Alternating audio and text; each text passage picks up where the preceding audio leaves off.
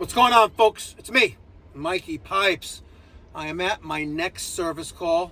No heat. Dispatched as no heat Burnham boiler. Customer states if it's unable to be fixed, wants an estimate to have it replaced. What's interesting about this story and about this service call is it is 2025, right?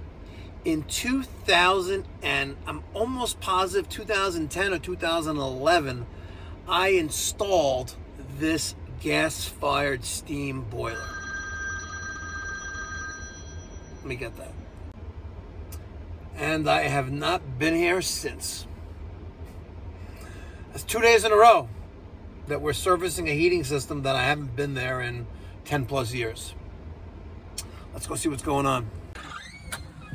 Hey. Hello. How are you? I'm good. Let me put my dog up really quick. Okay.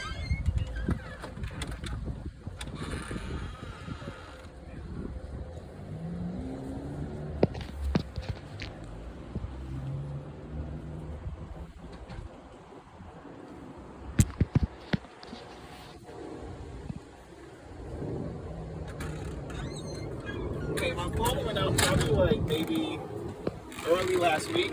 Okay. So I've been having like two other people that came to look at it, and it was from both of us that it needed to be replaced. Oh. So I know that you did the original. Yes, we did. So I was trying to see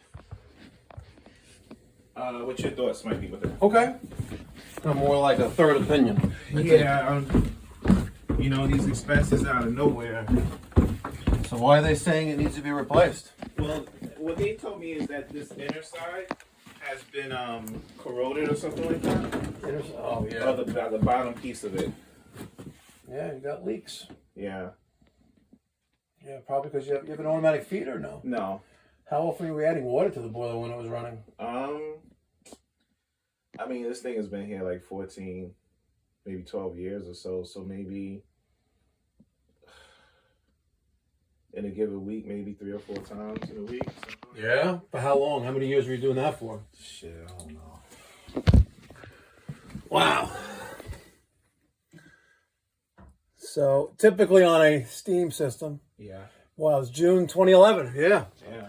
So typically on a steam heating system, you're adding water once a month when you drain the water to keep the water clean and to test the low water cutoff. Gotcha. Which I probably explained to you when I installed it. Yeah. But if you've been adding multiple times a week, you know, there was an underlying cause. The boiler just didn't develop a leak and, you know, needed to be replaced. Yeah. Something caused the boiler to fail. And either an air valve was continuously hissing, letting out steam, which is water, which needed to be replaced by you refilling it. Yeah. Or there's a wet return that's leaking water, a pipe that's leaking somewhere. But what eventually happened is you cut a hole in the cast iron block of the boiler behind this nice blue cover you see, and above the water line, so the steam was going up the chimney. So yes, you need a new boiler. There's no repair of this. Yeah. And you have no warranty. Yeah. As you already know. Yeah.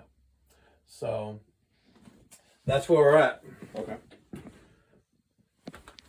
And what were these other contractors proposing for you? Giving you the same exact one, or they giving you a different model? One was like a Force something, TM Force 103 BTU.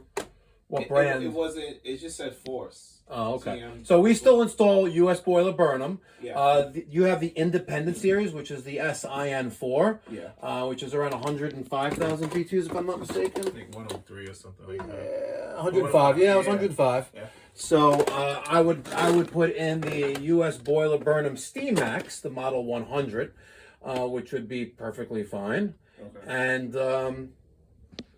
if you want to put it back on the cinder blocks, we can do that as well. And you know, redo all the piping from like here. Okay. Yeah, from like from here down. Same black pipe. All of that stuff. Well, still black pipe. Yep. You know, Okay. Don't use copper. I think you had copper here at one point. Yeah. I think you had called me about 15 years ago. Yeah. Right, and saying that you needed a new boiler, and you showed me some pictures, and I said, okay, let's go see. But yeah, it's a shame that you have to replace this again. Yeah. But you need to address the failure. Yeah. What caused the failure? Actually, for better words, if you don't do that, you won't get another 15 years. You'll get 3, 4, 5 years. Right. Seriously. Yeah. I've done it. I've replaced boilers that are 3 years old, not too far away from here, in the same neighborhood, right? Because the constantly being feeding water was never addressed. Yeah. So if you had an automatic feeder, you would never even know. Thank God you don't. You manually add water. But if you're adding several times a week, and then it was probably several times a day at one point, that's, you think about where that water's going. Yeah. And it was going up your chimney, but before the failure developed with the boiler, there was another issue. Okay. Could be lack of maintenance. The pressure control was just not turning off the boiler where it should be, building up too much pressure, and all the air valves were continuously hissing. How do you feel about the automatic feeder? I'm not a fan of them. I don't install them unless you sign away a disclaimer releasing me of liability. So should it fail, I'm not responsible. I think it's one of the reasons it doesn't have it, because we had that conversation the first time. Yeah. Yeah. Because you can monitor how often you're adding water. Yeah. And if you're doing it more than once a month, find out what's wrong. Gave him a price to replace, and he goes, I got one more guy coming this afternoon, I'll let you know. Okay. Well, you had 2 other contractors out there telling him the same thing, it needs to be replaced. And then you call me as the third one to come in, and now you have a 4th guy coming in. I'm not even going to bother sending in a proposal. I'm not wasting my time. Fortunately, I was around the corner on a service call before this, so it's kind of like on the way between jobs, like a shoe-in. Thanks for watching.